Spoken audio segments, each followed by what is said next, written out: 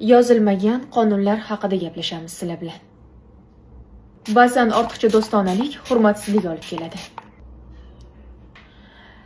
Ba'zida yo'q deyish kibr emas, o'zingizga bo'lgan hurmat belgisi.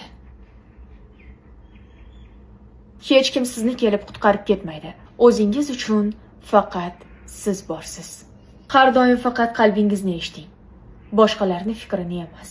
Ba'zan noto'g'ri insonlar to'g'ri hayot darslarini o'rgatishadi.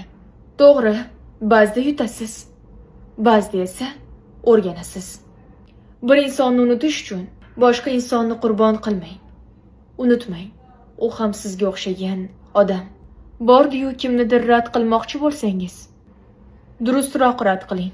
Chunki bunday rad qilish yolg'on va'dalardan ko'ra yaxshiroq. Yana bir eng muhim qoida bor. Bu sizni o'sishingizda yordam beradi. Erkaklarga ham, ayollarga ham tegishli bo'lgan bu qoida. G'iybatdan uzoq turing. U sizni energiyangizni kamaytiradi.